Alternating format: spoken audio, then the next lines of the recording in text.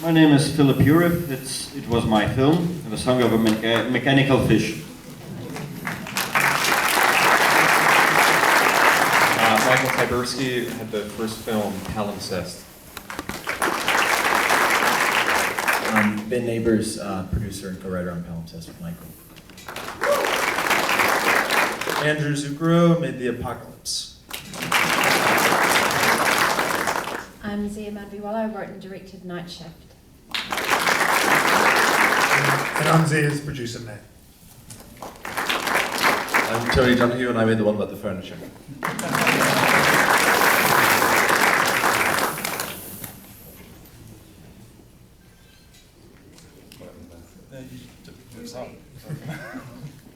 you look at him. Question? Is the house tuner real? Great question.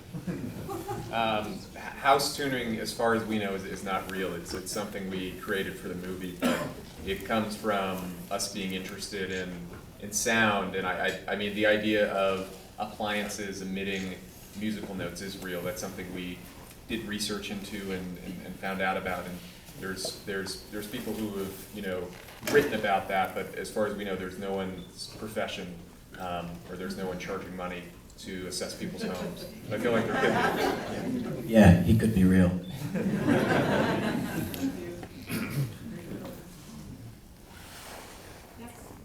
The last film with Billy the Big Mouth Bass and Bobby McFerrin, was it difficult getting the rights to that, or did you not? No, I didn't get any rights because the fish sang the song. But maybe it's wrong. I don't know. I'm Russian. I don't care.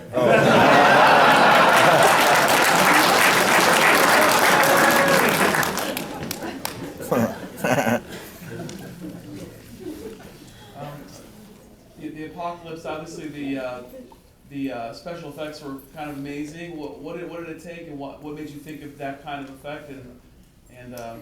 Most of that stuff were almost all of it was practical. We shot everything on set.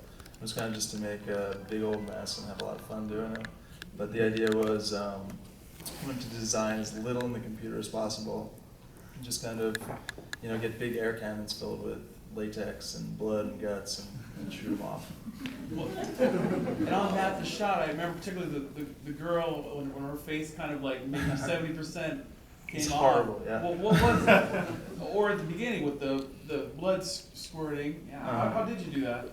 I mean, not to get too technical, but it's basically shooting the same shot over and over again, just with different elements involved. So sometimes it's just chucking a wig through frame, sometimes it's an air cannon filled with weird stuff, and then you rotoscope everything together and it just becomes one horrible mess. Say, don't take this wrong, okay? But all of the films, with the exception of the furniture film, had a theme that was kind of dark, film noir. What's going on in? I guess I'll direct this toward the furniture film. Why are you different than the dark side of? Don't take it wrong, you guys. For me, furniture is like a really bad subject to make a film about because it just doesn't move or anything. So we had to make it a bit more animated, like give them personalities. But it's actually quite a political film. It's a piece of pure propaganda. In America, if you had a 19th century dresser, it'd be worth like $10,000. In Ireland, people are still throwing this stuff away. So it's actually a piece of just pure propaganda for use within Ireland. So I had to make it light-hearted to celebrate what it could be. And that's why there's always children at the end with the furniture to show they can have a life beyond an association with poverty. So, it was just playful. I hope that answers your question. This is for the director of the Mechanical Fish. Could you just talk a little bit about your inspiration for that film and where that came from for you? Yeah, I can. I had some kind of such story in my life, but it's not autobiographical story. It's just a little bit my story.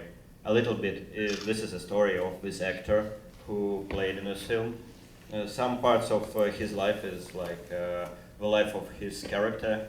So it is based on a true story, but it's some kind of a fantasy too. So this film of The Father and Son for me is very important because I haven't seen my father for about 15 years. So I wanted to make such film about the father and son and their connection. This is such option of connection. Was that your apartment? My apartment. Oh, if it was my apartment, I would be very happy.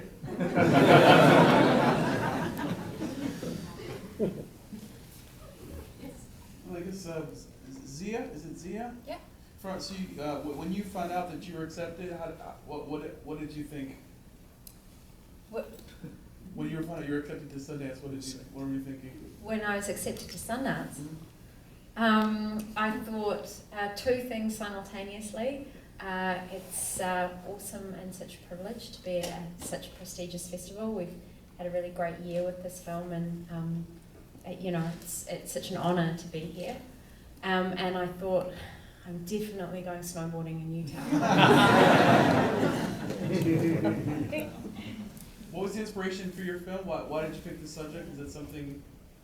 I spent a lot of time at airports. Over sort of 3 years of my life, I kind of commuted between New Zealand and the UK, and it's an epically long journey. And going anywhere from New Zealand involves significant travel. I spent a lot of time in airports, which are quite interesting places if you think about all the human drama that's taking place in them just underneath the surface, and yet they're very public places, and yet there are people saying goodbye to loved ones, people leaving places forever, people going to see people they've never seen before or haven't seen in a long time. You know, all those undercurrents were very interesting to me. Yeah.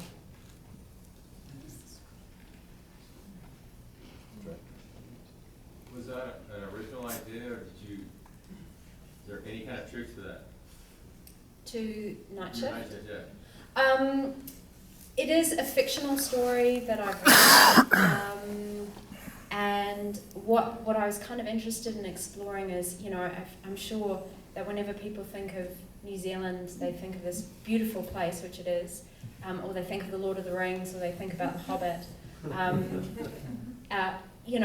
that's those things exist and they're true and they're amazing, and yet at the same time there are people in New Zealand who are living their lives, who are struggling to live their lives. That there's that whole other side of New Zealand, and I feel like it's something that's not really talked about on screen very much, or it's being talked about more and more in terms of the subject matter of a lot of short films, and it was something that I wanted to explore. Did that answer your question? Well written, well acted, and I love the twist at the end. Oh, thank you. All right, thank you.